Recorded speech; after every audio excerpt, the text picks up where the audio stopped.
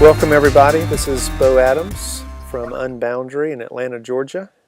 We're here for week 7, episode 8 with Grant Lichtman on his Ed journey, traveling from coast to coast and back again, visiting more than 50 schools, looking into how schools are innovating and how schools are approaching the future. Grant, how's the week been in general for you? It was a great week here in the Carolinas. Finished up in Asheville, Carolina, a place I'd never been before. Glorious fall weather up there. But I'm very happy to be headed south while Hurricane Sandy is headed north. I think I'm going to be able to skirt it and not get hit too hard. Oh, good. Well, we're glad you're staying out of harm's way. Grant, on October 24th, you wrote a post about 3 easy steps to rapidly innovate at your school and recommended to folks printing out all these blog posts as a library of possibility. Can you say a little bit more about how you imagine schools could take an approach like that?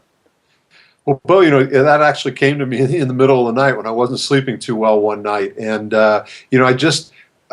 I just think that what's interesting about these posts and these visits I'm making is every one of them represents a school that's actually doing something. I don't think any school would pretend that they have the whole solution to teaching our students for the coming century, but every school has done at least one of those things. And so I just felt it would be a relatively easy process for an administrator, a head, or a principal to distribute a lot of those out to their faculty. Take out your highlighter, find something that looks interesting to you, highlight those, and then let's filter them out to come up with some ideas that make sense for your individual school, and then just start doing it with the knowledge that that other people have already done this before you. You're not having to break new ground. It seemed like a simple way to move forward. And would you imagine that if we picture a typical faculty meeting, would you imagine that those teachers would take those ideas back and innovate individually in these kind of brush fires of innovation like you write about this week at one of your school visits, or do you see it as being more systemic and whole school? Well, I think the first thing they should do is they should get a hold of whoever is at the school that I was writing about and learn from them and form a little mini quick SWOT PLC about how things worked and didn't work at the other school. That'd be the first thing I would do. And then, get in your classroom, try something out, validate it through the administration if you need to, but get going and start one of those brush fires. And do you see that being a core part of this change that schools are facing is developing this experimentation, research and development mentality, and that becoming part of the fabric of schools more than it has been?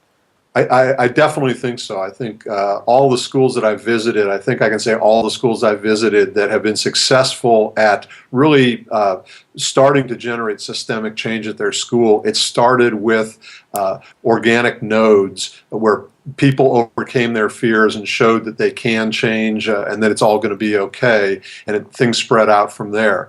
I think where we want to get to is a more steady state situation where we're not constantly having to start those little brush fires and watch them grow, but that the organization is embracing a more systematic approach to ongoing innovation, so that we're not viewing it as organic growth of one adventuresome teacher, then spreading to a department, then spreading to a division, because that takes a tremendous amount of time. But I think that once people have gone through this process more and have sort of changed from that modality of what I did last year is going to essentially be what I'm going to do this year, we can have a much more systematic and self-sustaining and what I've called self-evolving set of structures in the schools. And at that point, I think we've largely solved the problem. And Grant, what do you think has to happen internally at a school, or maybe you've seen an example in one of your visits of a school that really has figured out how to keep these individual efforts, as great as they are, from being only individual efforts? So is part of a school's steady state to create infrastructure so that there's more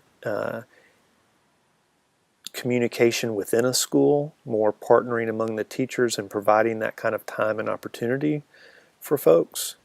Yeah, no doubt that has been a big part of it. I'll say that one of the phrases that keeps coming back time and again at these schools is creating a growth mindset. Yes, faculty have to have the time, they have to have the resources, but you can throw all the money and time you want at it. If the teachers do not have a growth mindset where they want to evolve and change and grow over time, and this is not at the margins, this is not just about incorporating a new literacy strategy or Singapore math or something like that. This is about fundamentally changing your mindset. I think that has come up time and again. So what we really need to do is give faculty the tools and time, a reasonable amount of time and a set of tools and the professional development to develop that growth mindset.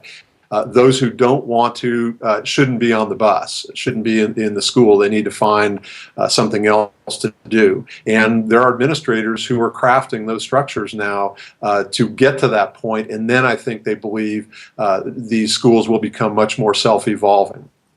So it sounds like across the trip that one major thread is that the structure of school has to change from being as inertial as schools have tended to be to being more rapid changing to match the rate of change in the world. Is that right?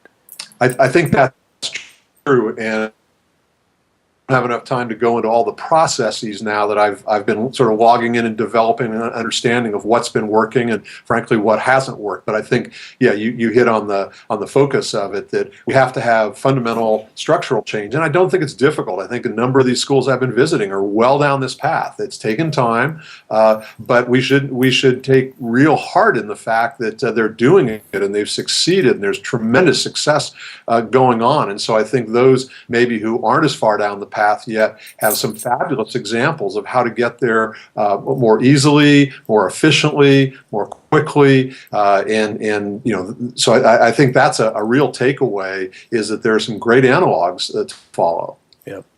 Well, Grant, where are you heading this week? What's on the agenda? The agenda is down. I'm in Raleigh-Durham, and then down into South Carolina for most of the week before getting over to Atlanta Airport by Saturday to fly to Chicago for the weekend to keynote the National Business Officers Association Strategic Leadership Forum meeting in Chicago. Then I'll get back, fly back to Atlanta, and be with you all down there and all my friends and colleagues and supporters in Atlanta. Well, great. Well, have a great week, and it's good to see you, and we'll talk to you next week. Thanks, Bo. Take care. Okay.